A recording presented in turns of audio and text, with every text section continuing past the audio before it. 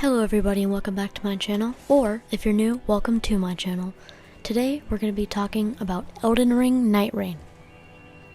I'm making this video because recently I've heard a lot of people say that Elden Ring Nightrign is an easy game, and I'm here to tell you exactly why it's not.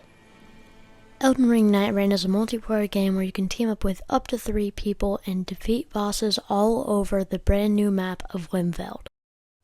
Now, a lot of people keep saying that Elden Ring is a good game, except Elden Ring Nightrign isn't, because it's not what they expected for the next game that FromSoft makes. And that's because Elden Ring Nightrign isn't really your typical Souls or Souls-like game. Elden Ring Nightrign, unlike the other ones, is of course multiplayer. That's the main selling point of it. You can play with your friends and revisit old bosses, which is the second point of why a lot of people don't like it. If you haven't played the other Souls games, this game can be less exciting because one of the main thrills of it is seeing new bosses and defeating them with your friends. For example, the Nameless King, Centipede Demon, and the Duke's Dear Freya are all bosses from the old Souls games. And that's because Elden Ring Nightrign is very catered towards Souls fans. People who have played most, if not all, of the Souls games and loved them. And this is also shown through the various outfits that you can get after beating the game. Most of them are returning outfits from other Souls games, like there are a few from DS2 and DS3 and also Bloodborne. And if you haven't played any of those games, those outfits can seem kind of random. Same for the bosses. And that brings us to our next point. Random enemy and boss locations. A lot of people hate that some enemies can be random and some of them are just in random places. It can feel really discouraging for people who came from Elden Ring and are just wanting to revisit it in a new light. Some of the bosses and enemies can be randomized and some of them are kind of super close to each other and they feel scattered and carelessly put down, you could say. This is because Nightrign doesn't have nearly as much space to work with as Elden Ring did. Elden Ring had a huge map, and Nightrign has just one of the areas from Elden Ring. So sometimes when you're running away or running to something, you'll accidentally run into another boss or enemy camp, and it can be pretty annoying. Speaking of the annoying, some of the bosses and enemies just aren't that well done, like the trolls in the middle castle of the Elden Ring Nightrign map. These trolls are a random spawn out of 3 spawns that can be there. You can have Crucible Knights, you can have Banished Knights, and you can have trolls. These trolls throw pots at you and do a lot of damage, and if you're under level 8, they can one-shot you super easily. Also, one of the bosses, the Bell-Bearing Hunter, doesn't have a mini stagger like all the other bosses, and it tends to fixate on one person more than the others.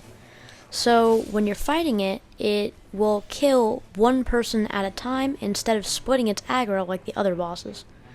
That makes it a lot harder, and the mini staggers can also make it so it can just tank the ultimate attacks, like from Iron Eye and Executor. Normally those ults would do a mini stagger or maybe even a heavy stagger on the boss. But since he doesn't have that, he just tanks it and then hits through it. And that can make it really annoying. But there are some very well designed enemies and bosses. The Banished Knights and Crucible Knights are really, really well designed. And they are enemies from Elden Ring, as most of them are.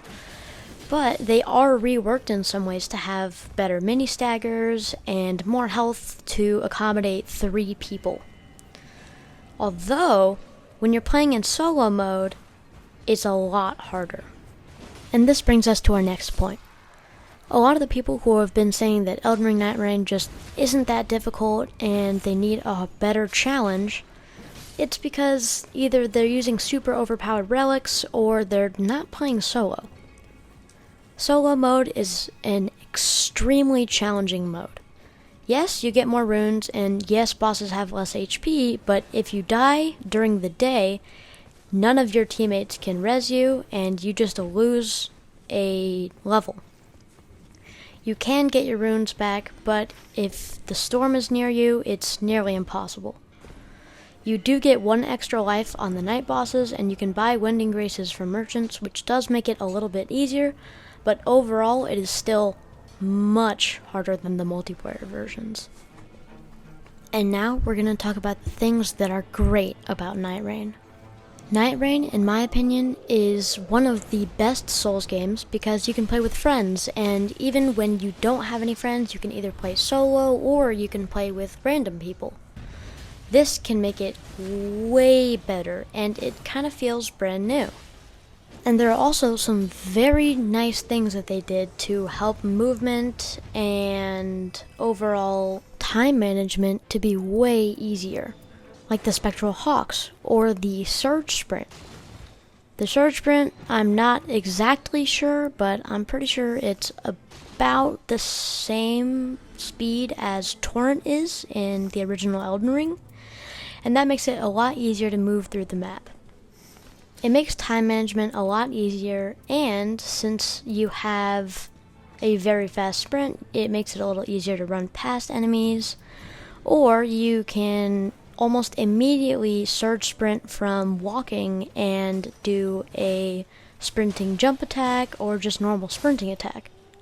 Also, in my opinion, Elden Ring is the most difficult Souls game of all time. I've played every single Souls game, including Sekiro, and I think this one is just the best to play, it feels the best, and it is extremely difficult. I think I have more deaths in this game than Elden Ring, Dark Souls 3, and Dark Souls 1 combined. If you enjoy Dark Souls 2, and Dark Souls 3, you can play people like Wilder, Raider, or even Iron Eye. If you like Bloodborne, Duchess is a great pick, and if you like Sekiro, then Executor has the perfect parry mechanic. It's almost a copy from Sekiro, and that's a really good thing because that's what most people love about that game. And these variety in characters make the game a lot more fun. In addition, they're going to add new updates like duos and more DLC characters and bosses later on this year. And they're adding harder versions of the existing bosses to keep us occupied until then. And those are all the reasons why I think Elden Ring Nightrign is the most difficult and, in my opinion, the best Souls game that is out there currently. Thank you guys so much for getting this far into the video, and I really appreciate you guys. Also, please check out the series that I am about to post in a couple weeks. That is me beating every single Elden Ring Nightrign boss, except solo and no relics. Thank you so much.